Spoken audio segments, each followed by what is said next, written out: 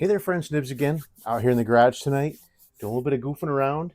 This is 2 mail calls in 2 days, and I have a bunch of stuff to show you guys tonight too. The mailman was busy today as well. Before we even get into what I got in the mail, I did stop by Walmart, and they got a few new Ozark trail knives out. Nothing really super special. I did pick up a couple that looked kind of interesting, and I'll show you those here first. So this first one, and they had names on them. I already unpacked them, but so this one is kind of a white, probably G10 handle with like all red liners and hardware, a black Tonto sort of blade. The grinds on at least this one is not great. We'll sharpen it up and test it out later on. But we got to keep in mind it's a sub $10 knife. I'll show you the one that I like the most last. Now this one's kind of a weird color combination. It's a kind of a purplish aluminum scales with a blue liner and then a silver blade. It is a nice flippy knife, and it has a nice feel to the blade. That one seems well sharpened. So that one's pretty cool as well. Got a pocket clip that's reversible. They all do. And then the last one, kind of weird. It's got like a brushed aluminum scale on this side or frame, and then on this side it's kind of a bead blasted satin finish scale where the liner is. But I like this one the best, and it has a frame lock and it works pretty good. Flips really nice and feels like a good blade. I will test these all out separately down the road and let you guys know what I think. But from what I've seen from them in the past, I think they can do better. So now that was stuff I found locally. I didn't get a chance to stop in any antique stores or anything, so nothing new on that front. But I'm going to show you something over here. I haven't unboxed it yet. I'm not going to unbox it on this video. It would get way too long. I'm going to do a separate video on it, but I just wanted to show you that it did come in. I told you guys I was going to be getting this. And what we have is a Monport fiber laser. This is I believe it's a GM50 watt. And those are specially designed for engraving metal. So you can do other stuff like I think stone and stuff with those, but those are not the wavelength. And I've never even messed with a laser engraver or any kind of thing like that. So, but from what I've read, the wavelength of the laser light from those is specifically best at engraving metals and stone and stuff like that. Softer materials like wood and leather and bone, you would be better off with like a diode laser, I guess, or a CO2 laser. So maybe if I do good reviewing this, Monport will send me one of their diode lasers down the road. But they did send me this to do a review on, and we're going to be doing a deep dive with that very soon. But so now I have several packages. Most of this is eBay stuff. I did get a package from a channel subscriber, and I'll save that one to last. But these are some really cool knives. I've got several packages of, so I've already opened them up. I already looked at them, but this is a pair of case knives that I found on eBay. Went pretty cheap. Again, the photography was not great on this.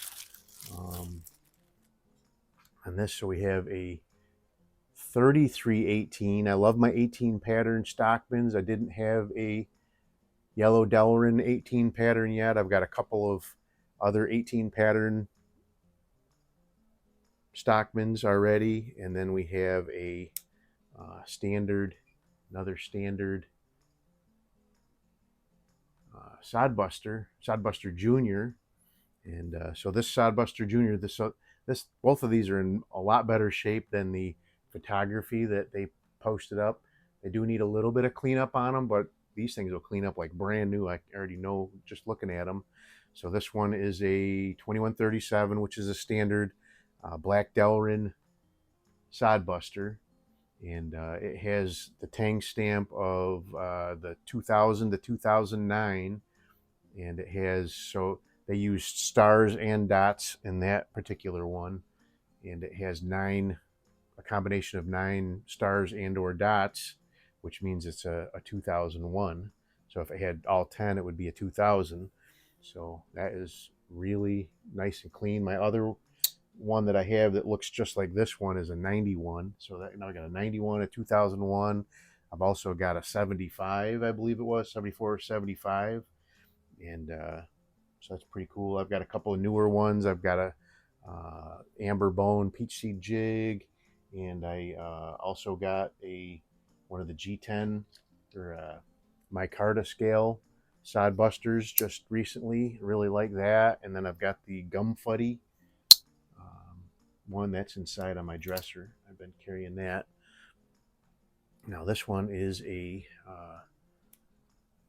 standard 6318 or 3318. Sorry, 63 would be either bone or jigged Delrin, but this is a 33, which means smooth yellow Delrin, and really pretty cool. So it's an older one. So no, I think it was the 47 patterns that they did that with. Maybe it was 18 patterns. I don't remember, but really pretty cool. This is going to clean up nice. It looked like it was very tarnished and scratched up on the pictures, and it's not. So I'm really happy with that. I got that 2 knives for less than what I think that Stockman's actually worth. So now this is one that I can't remember who it was right off the top of my head. Another channel was talking about Sodbusters, and he was talking about how he liked the Case Sodbusters, but he had found one of these Roper. This is called the Roper Tumbleweed, and he bought one of those, very similar pattern, but this one is actually a lockback, and he said he liked that one even better. So this one hasn't even been taken out of the package yet, but I'm going to open it up because I want to be able to use it, but I'm going to open it so that I can keep it in the bubble. So I like to cut right around the edge of the knife here, or whatever I'm taking out of the package. I open up all the bubbles that I get from. So now I've cut it so that it looks like it's still intact, but you can actually flip open the bubble like that and take the knife out, so that way I can still display it. So it very much looks like the Sodbuster, or a Sodbuster Junior as far as size goes. So there you go. There is a Sodbuster Junior right next to it. Not 100% perfect as far as a match goes, but very, very nice. And the one thing that person did say was this action on this was much smoother than most of his Sodbusters. So, but let's see, it's got a nice edge already on the blade. I can probably just hit that with my strop, and that'll be a razor. That is very nice. So Roper Tumbleweed, if you're interested in, and I think these are discontinued, but if you're interested in one of these, you can pick these up still on eBay. A lot of them still new in the package like this, for less than much less than what a regular Case Sodbuster would cost you. So, and it's a lockback. So now this package here, coming to me from eBay, had 3 knives, not 2, not 3, that are pretty cool additions to the collection. And we've got three knives. This one's a little Stockman. This one's a little jackknife, and this one's a little Boker Barlow. And this one's interesting. We'll talk about that one last. But let's look at this. This is a Schrade Walden. Here's the tang stamp. Schrade Walden Stockman. I'm not sure that that blade's been whittled down or if that's the way they looked. Some of those came like that. Little kind of a... It does look like it might have been whittled down a little bit, but the other two blades look good and full. So this is a Schrade Walden model 834. I'm guessing that's a Delrin handle. Looks Delrin to me. I think the Schrade Walden tang stamp would have dated these to 60s into the early 70s. So pretty cool. Another New York knife. I like that. I like my New York knives. Now this next one, I don't know anything about. I'm going to have to do some research on it. But this is a Belknap. And let's see here.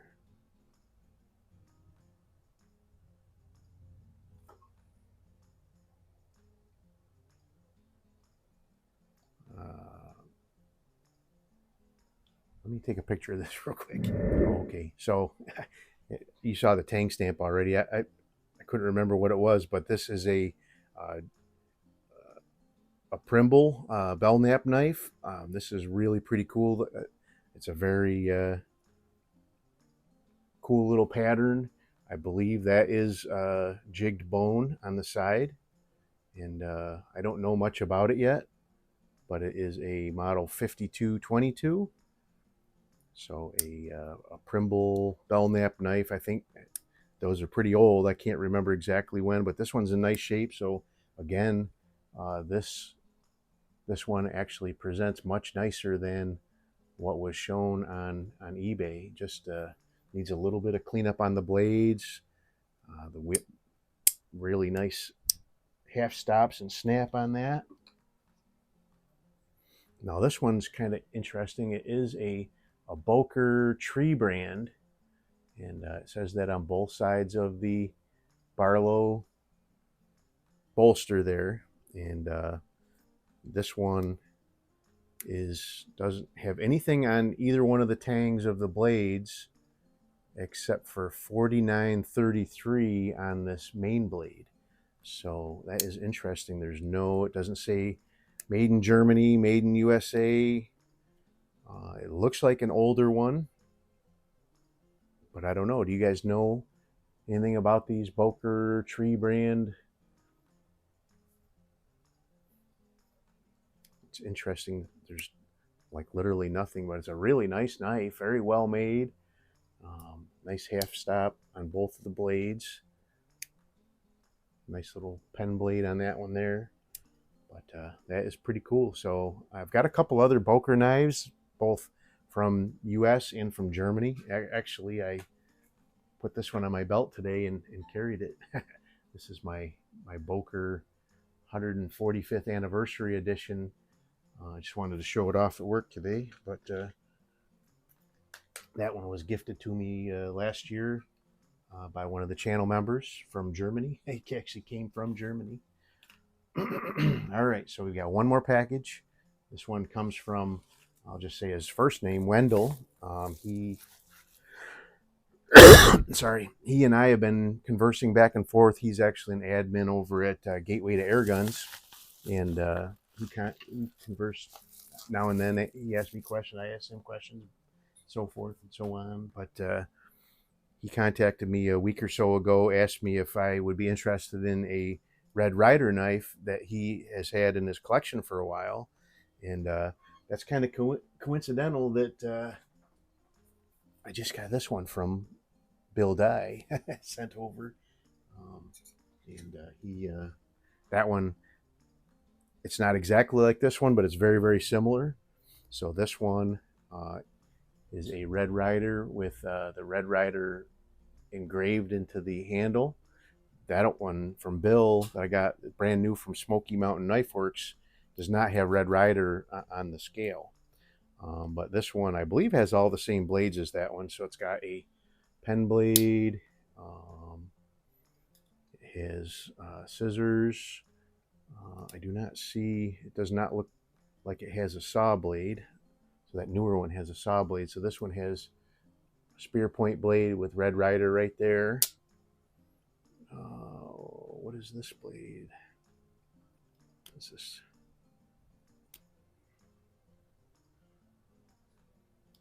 There's the, oh, that is a very interesting looking saw. Feels pretty sharp. I'll have to give that a try, see how it works. So the saw is on the opposite side of the, so we have a can opener, very nice. And we have a screwdriver and cap lifter. And we have a Phillips head right there. So very similar. I'll compare the two knives down the road. I'll do a separate video comparing these two Red Ryder knives. Now I bought this from him, very fair price, but he said he was going to send a couple of surprises for us, and I've seen them already. I opened all these up so it wouldn't be so long on the video, but very, very cool knives. Now the first one, and you guys know I love my Barlows, and this is a very, very nice Imperial USA Barlow. Got the USA alongside, so what's that, 56 all the way up to 1988, I believe, is what that would date it for. Now this one does have a few patent numbers on here, and I can look those up and maybe get a little bit closer on the date per the patent numbers, but I'm not sure yet. But that's pretty cool. So that's an awesome little Barlow. I love that. And then he sent over, this is one of those trick knives that you have to hold the point up and give it a little shake, and then the little ball bearing moves out of the way. And again, this one is an Imperial. So actually I have another one right here. Same, well, it's not exactly the same.